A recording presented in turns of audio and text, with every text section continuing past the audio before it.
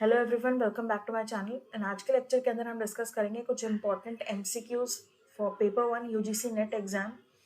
सो अगर आपने मेरा चैनल को सब्सक्राइब नहीं किया तो फटाफट से सब्सक्राइब कर दो। आपको मेरे चैनल के अंदर यूजीसी नेट एग्जाम के पर्सपेक्टिव में मटेरियल मिल जाएगा। Paper 1 and paper 2। पेपर 1 में जनरल पेपर है सभी के लिए, एंड पेपर 2 के अंदर specifically for law and law officer exam, APO exam, judiciary exam and other जो भी एंट्रेंस एग्जाम है उसके रिगार्डिंग भी आपको गाइडेंस मिल जाएगी। सो अगर आपने अभी तक मेरे चैनल को सब्सक्राइब नहीं किया तो फटाफट से सब्सक्राइब कर दो और अपने दोस्तों के साथ भी शेयर कर देना। सो बेसिकली आपने अगर मुझे इंस्टाग्राम पे फॉलो नहीं किया तो वहाँ पे भी कर लेना, टेलीग्राम पे भी फॉलो कर लेना। टेलीग्राम पे आपको यूट्यूब के जो भी वीडियोस होते हैं उनके पीपीटी या जो भी पीडीएफ है वो मिल जाएंगे। एंड अगर आपको कोई डाउट आता है तो वो आप मुझसे कनेक्ट कर सकते हैं इंस्टाग्राम पे, वहाँ पे डीएम करके पूछ सकते हैं। सो स्टार्ट करते हैं। सबसे पहला क्वेश्चन है, which among the following is not a component of effective teaching.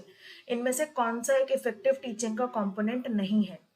तो करेक्ट आंसर है हमारा reactive mode of students behaviour.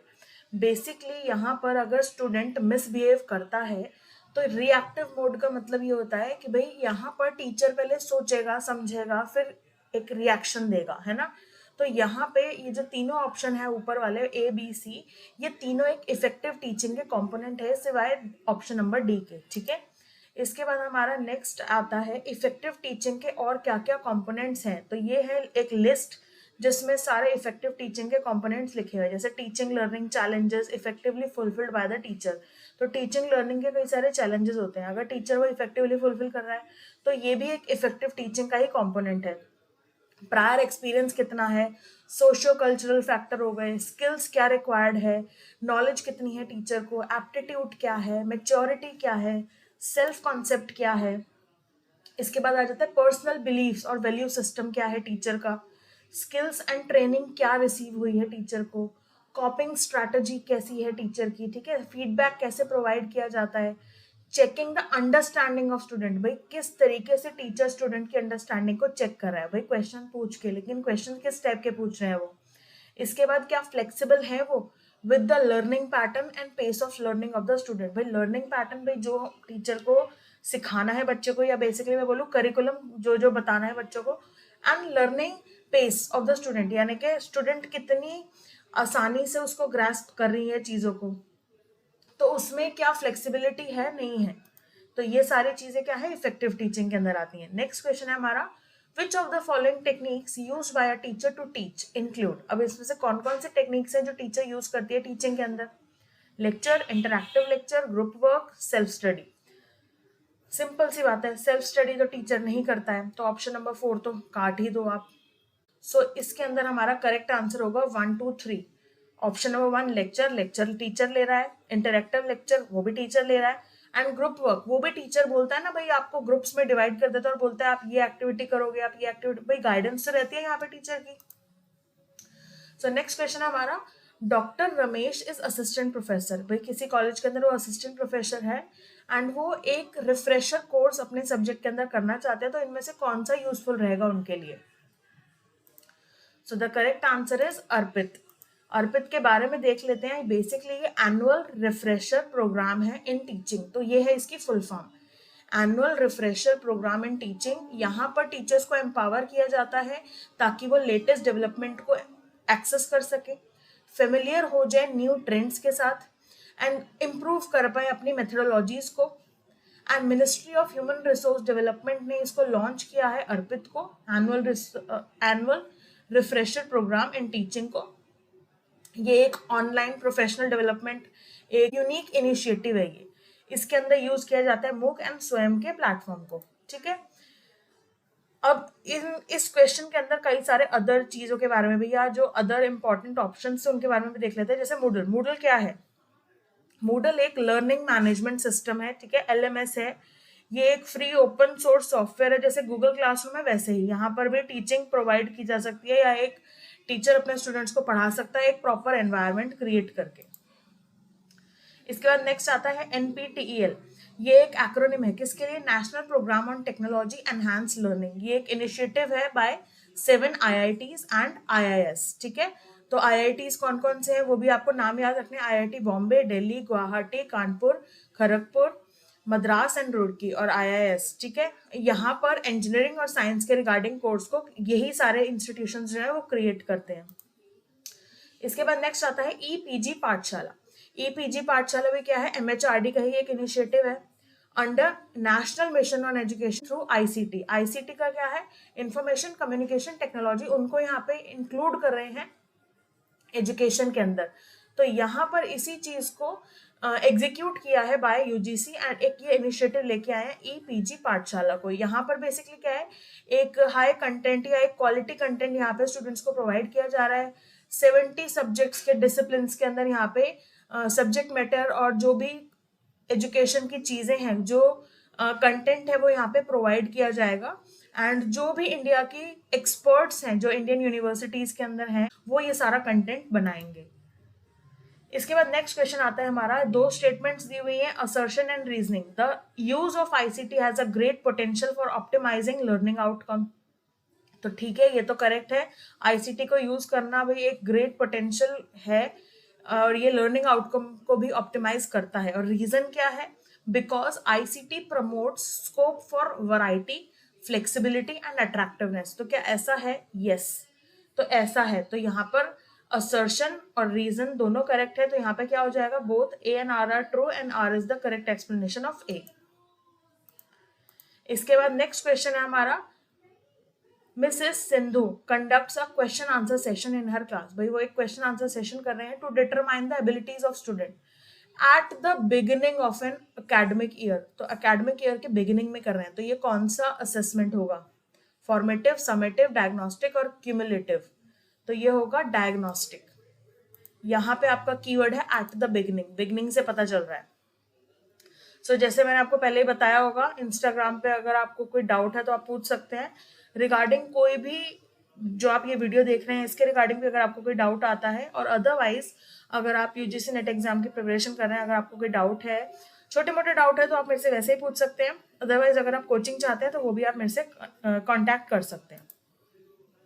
According to Brown and Parker, इनमें से कौन सा एलिमेंट है कॉपरेटिव लर्निंग के लिए? तो कॉपरेटिव लर्निंग होता क्या है, कॉपरेट कर रहे हैं, एक स्टूडेंट दूसरे स्टूडेंट के साथ कॉपरेट करता है, ग्रुप स्किल्स है, ग्रुप में काम कर रहे हैं। तो यहाँ पे हमारी सोशल स्किल्स हो रही है ना। यहाँ पर और क्या हो रहा है भाई, ग्रुप में काम कर रहे हैं तो ग्रुप प्रोसेसिंग हो रही है। इसके बाद एक एक इंडिविजुअल को अब हम अपनी अलग अलग ड्यूटी दे देते हैं, भाई तुम ये काम करोगे, तुम ये काम करोगे, और वो अगर नहीं करता तो क्या बोलते हैं हम उसको, तुमने ये क्यों नहीं किया। तो यहाँ पे क्या हो गया, इंडिविजुअल अकाउंटेबिलिटी। तो ऑप्शन नंबर कौन सा करेक्ट होगा यहाँ पे, ऑप्शन नंबर A, D और E। A में क्या था, इंडिविजुअल अकाउंटेबिलिटी, D हो गया ग्रुप प्रोसेसिंग एंड E हो गया सोशल स्किल्स। यही सब बताया मैंने। इसके बाद कोऑपरेटिव लर्निंग के अंदर और क्या क्या एलिमेंट्स हैं, positive interdependence, individual accountability, promotive interaction, group processing and social skills. ये सारे के सारे ये जो एलिमेंट्स हैं ये आपको याद रखने हैं। इसके बाद आता है हमारा next question, which of the following is said to occur without reinforcement. इनमें से कौन सा विदाउट रीइंफोर्समेंट हो सकता है। यहाँ पे क्या एक पर्टिकुलर रिस्पॉन्स आपको दिख रहा है एंड यहाँ पर चेंजेस आपको दिख रहे हैं विदाउट रीइंफोर्समेंट। तो इनमें से यहाँ पर इंफॉर्मेशन भी प्रोसेस हो रही है, तो इनमें से कौन से लर्निंग में होगा ऐसा, passive learning, active learning, latent learning और insight learning. So the correct answer is active learning. ठीक है, नेक्स्ट क्वेश्चन है हमारा, the last time I stretch my arms first and my leg second I won my race. तो देखो यहाँ पे क्या एक सुपरस्टिशन सा दिख रहा है, मैंने लास्ट टाइम जब मेरा मैच हुआ था या लास्ट टाइम जब मैंने रेस में पार्टिसिपेट किया था, सबसे पहले मैंने क्या किया था, अपने आर्म्स को स्ट्रेच किया था ताकि भाई फ्लेक्सिबिलिटी थोड़ी बन जाए। इसके बाद मैंने अपने लेग्स को स्ट्रेच किया था। तो यहाँ पे इससे क्या पता चल रहा है, मैंने ऐसा किया इसीलिए मैं जीता, या फिर मैं किसी मैच को देखने गया, मैंने ऐसे रंग की शर्ट पहनी थी इसीलिए वो मैच में इंडिया जीत गई। या फिर आप कहीं घूमने गए हो, आपको कहीं वहां पे बहुत अच्छा कुछ अपॉर्चुनिटी मिल गई, आप इंटरव्यू देने गए, आपको बहुत अच्छी अपॉर्चुनिटी मिल गई, वहां पे आप सिलेक्ट हो गए।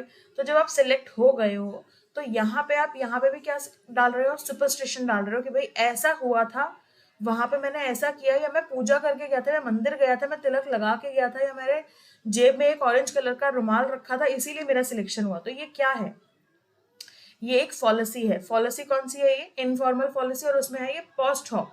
ठीक है, तो ये आपको नाम याद रखना है, पोस्ट हॉक फॉलिसी के अंदर ये आएगा अगर आपको कहीं पर भी सुपरस्टिशन दिख रहा है। इसके बाद नेक्स्ट क्वेश्चन आता है हमारा, which of the following statement are so related that they can not both be false. अब यहाँ पे दोनों स्टेटमेंट्स फॉल्स नहीं हो सकती, ऑल्दो वो दोनों ट्रू हो सकती हैं। तो इस क्वेश्चन को आंसर करने के लिए आपको क्या आना चाहिए, स्क्वायर ऑफ अपोजिशंस में कुछ चीजें आनी चाहिए आपको, वो क्या है देखो, AEIO, ये चीज आपको याद रखनी है। AEIO ये क्या है, स्क्वायर ऑफ अपोजिशंस है, ये आपको याद रखना है। AE की बात कर रहे हैं या ए ऑल और नो की स्टेटमेंट दी गई है, तो यहाँ पे बात कर रहे हैं हम कॉन्ट्रेरी की। IO की बात कर रहे हैं यानी कि सम और सम नॉट अगर क्वेश्चंस में या स्टेटमेंट फॉर्म में दिया है तो यहाँ पे हम सब कॉन्ट्रेरी की बात कर रहे हैं। ए बता रहा है भैया, ए अगर है तो उससे हम समझते हैं ऑल, ई मतलब नो, आई मतलब सम, ओ मतलब सम नॉट। तो ये तो आपको याद करना ही पड़ेगा, ठीक है। इसके बाद एरोज को आपको थोड़ा बहुत याद रखना पड़ेगा। ए ई का रिलेशन कॉन्ट्रेरी है, आई ओ का रिलेशन सब कॉन्ट्रेरी है। ऐसे ही ए ओ का रिलेशन यहाँ पे डायगनली है ना, तो यहाँ पे आ जाएगा सब कॉन्ट्रडिक्शन। ऐसे ही आई ई का रिलेशन कॉन्ट्रडिक्शन, ए आई का रिलेशन सबऑल्टेरियन एंड ई ओ का रिलेशन सबऑल्टेरियन, ठीक है। इसके बाद यहाँ पर कुछ रूल्स भी हैं, जैसे कि कॉन्ट्रेरी के अंदर क्या रूल्स है, both can not be true, भाई दोनों ट्रू नहीं हो सकते। यानी कि आप इसको याद करने के लिए ये ऐसे याद कर सकते हैं कि एक पर्सन है वो एक समय पर दो जगह पर नहीं हो सकता, तो both can not be true. भाई अगर मैंने बोला कि राम हॉल में मूवी देखने गया है और राम स्कूल गया है, तो क्या राम दोनों जगह पे मौजूद रह सकता है एक टाइम पे, नहीं ना। तो यहाँ पे दोनों स्टेटमेंट तो ट्रू हो नहीं सकती, एक स्टेटमेंट ट्रू होगी तो दूसरी फॉल्स होगी। तो यहाँ पर एक रूल आपको याद रखना है, both can not be true, भाई दोनों ट्रू नहीं हो सकते। लेकिन ऐसा भी हो सकता है कि राम ना तो मूवी देखने गया है ना स्कूल गया है, वो कहीं तीसरी जगह पे गया है, तो दोनों स्टेटमेंट फॉल्स तो हो सकती है। तो ये हो गया हमारा कॉन्ट्रेरी का रूल। इसके बाद सब कॉन्ट्रेरी, इसी से बिल्कुल टोटल अपोजिट। अपोजिट बात करें, अपोजिट टू कॉन्ट्रेरी है सब कॉन्ट्रेरी, यहाँ पे आ जाएगा बोथ कैन बी ट्रू, दोनों ट्रू हो सकते हैं बट दोनों फॉल्स नहीं हो सकते। तो ये रूल आपको याद रखना है, और यही रूल क्वेश्चन में भी दे रखा है। अभी हम क्वेश्चन पे वापस से जाएंगे। कॉन्ट्राडिक्शन यानी कि बिल्कुल कॉन्ट्रेरी है, यानी कि ऑल ओ, ऑल और सम नॉट, ऑल मतलब ए और ओ, ऑल सम नॉट। यहाँ पर क्या बात कर रहे हैं, between universal affirmative versus particular negative. यहाँ पे एक ट्रू है तो अदर फॉल्स है, तो ऐसे ही वाइस वर्सा। अगर ए यानी कि ए की स्टेटमेंट जो गिवन है वो ट्रू है तो ओ वाली स्टेटमेंट फॉल्स होगी। अगर ऑल वाली जो स्टेटमेंट दे रखी है वो ट्रू है तो सम नॉट वाली फॉल्स होगी। सम नॉट वाली ट्रू है तो ऑल वाली फॉल्स होगी, ठीक है। इस तरीके से चलेंगे। ऐसे ही आई और ई के रिलेशन में भी यही होगा। सम वाली स्टेटमेंट गिवन है, सम वाली ट्रू है तो ई फॉल्स होगा, ई वाली फॉल्स है तो आई वाली ट्रू होगा, ठीक है। वैसा वर्सा होगा, अगर ये ट्रू है तो दूसरा वाला फॉल्स, अगर वो वाला ट्रू है तो इधर वाला फॉल्स। इसके बाद सबऑल्टेरियन, सबऑल्टेरियन के अंदर क्या होता है, ऑल और सम के बीच में रिलेशन, नो और सम नॉट के बीच में रिलेशन, यानी कि ए और आई यानी कि ई और ओ के बीच में रिलेशन क्या है। तो ए और आई के रिलेशन के अंदर यहाँ पर हम देखते हैं, यहाँ पर एक जो रूल है वो क्या है कि जो ट्रुथ है वो हमेशा नीचे की तरफ जाता है, ट्रुथ मूव करता है डाउनवर्ड, एंड फॉल्स जो है वो मूव करता है अपवर्ड। तो यहाँ पे एक मतलब याद रखने के लिए कैसे याद रखोगे कि जो एक इंसान था वो सच बोलता था और सच बोलने से उसको क्या होता था, नुकसान होता था। तो ट्रुथ बोलने से नीचे गिरते हैं एंड फॉल्स बोलने से ऊपर उठते हैं। तो बेसिकली आजकल कलयुग चल रहा है, तो इस तरीके से आप याद रख सकते हो, ठीक है।